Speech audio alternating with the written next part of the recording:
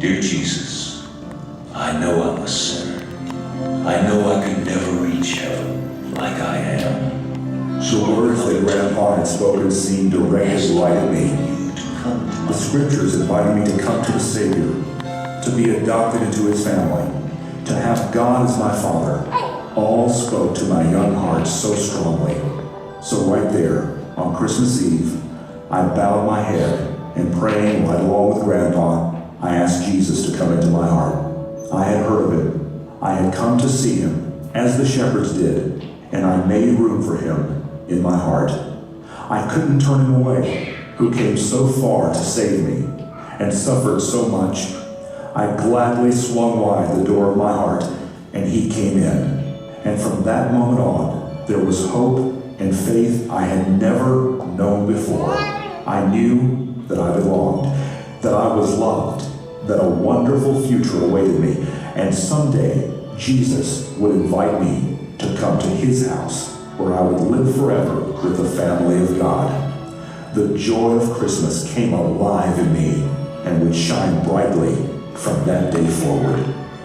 Just then, Miss Dickinson and the other kids returned from their caroling trip. They were also excited about the presents under the tree, but Miss Dickinson said they would get to open those only in the morning. But right now, the special Christmas guest she had told them about was here. Santa came in with his bag of presents. The tradition was that they would all go to the main entry foyer where the biggest tree was as Santa handed out the gifts he had brought. So off they all went. As I was beginning to follow, Miss Dickinson stopped me. I wondered for a moment if I really was too big for Santa's presents, but she smiled kindly as she told me to stay behind, that the surprise she has for me couldn't fit in Santa's sack. Daniel, she explained, you remember the last couple that you stayed with who had to let you come back? I told her I did, that I had really hoped I could stay with them. I had been sorely disappointed when they had to leave town. Miss Dickinson explained that they had been expecting a large inheritance, but it was contested, and a lawsuit was filed against them. But now, the lawsuit had been settled, and they received the large inheritance. Miss Dickinson beamed as she told me they came back to take me home for good. And the adoption papers had just gone through. Dr. Spencer had given me a final examination earlier and pronounced me well enough to go. They were waiting for me in the administrator's office to take me to my new home. I was so shocked that I hardly reacted at first. Miss Dickinson put her arm around my shoulder and told me that although she was happy for me, she would miss me terribly. As the news sunk in, I realized just how much I would miss her as well. There was one last thing I wanted to ask her, and if I didn't do it now, I might not be able to. I asked Miss Dickinson why she had come here and stayed all those years. After hesitating a moment and looking off into space as if gazing at a scene that caused her pain, she answered me. She told me that when she was younger, her husband had died in the war, and that a house fire had killed all 3 of her children. She could have given up in sorrow, but she turned to God for comfort. Being a mother without her children, she was led here, where there were children who were without a mother. They had become her family and her children. Now her family was a large one, and one day, when she joined her children in heaven, she would bring many more with her. That answered, there was no more putting off the hard goodbye. Miss Dickinson moved first and held me close for a moment.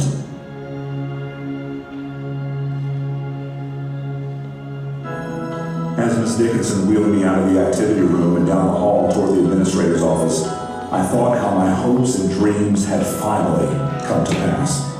But as happy as that made me, nothing could surpass the inner joy I already felt from becoming a part of the family of God. And although I have had many happy Christmases since, none can quite touch the memories I made that one special December 24th.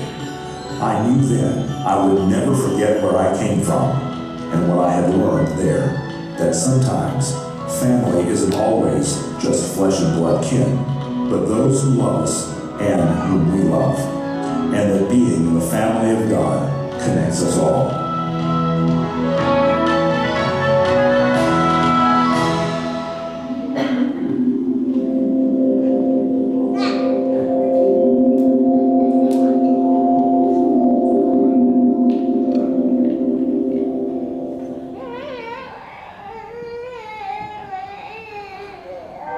All that happened over 20 years ago.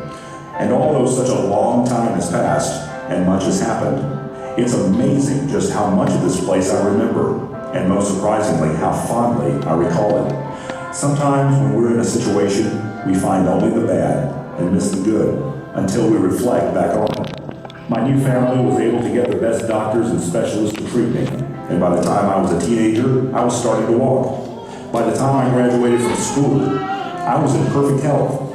Later, I married one of the interns I had met while attending medical school, and we had a beautiful girl a few years later. We also adopted a little boy from this same home. My foster parents presented the orphanage with a generous gift that enabled them to hire more staff and fix up the place. Shortly after that, I became the staff physician here, and my wife, Fran, is my nurse. My wife and I love little Tim as much as our natural daughter, Danielle. He doesn't remember living here, but he will always remember coming here when we visit and sympathizing with the orphan children. It's funny, but when I was living here, I would never have believed it if I had been told that one day I would return to be on the staff. At the time, all I wanted was to be away from it. And now, I'm able to offer to the new children the same comfort with which I was comforted. And I try to impart the hope that comes from seeing the future through the eyes of faith. Our family is richer for coming here often, and it's a holiday tradition now to come and accompany the kids on our annual Christmas Eve caroling walk around the neighborhood. And of course, it wouldn't be the same without Miss Dickinson.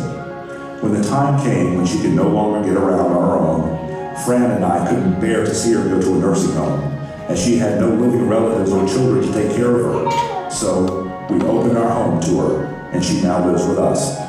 And later, after a visit from a special surprise guest, we'll take her along with us as we all go out caroling. It's funny how things turn out. Grandpa's no longer on the radio, having went home to heaven years ago. So now, it's part of the tradition that I retell the Christmas story to all the children. I hope it's as real to them in their imagination and hearts as it became to me back then. And I hope it's a little more real to you, having heard my story tonight. I thank you for listening, as I've enjoyed remembering and sharing it with you. And it's my hope and prayer that you find the same hope, joy, and acceptance that I did, and one day join all of us in heaven at the reunion of God's great family.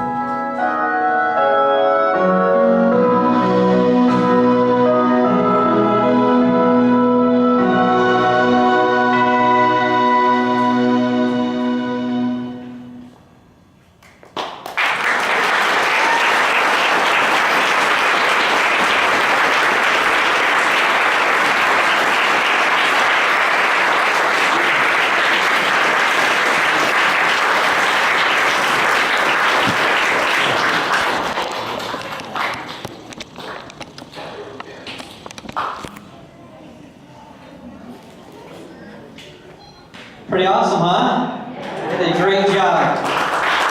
Well, I want to pass that here, come back up here.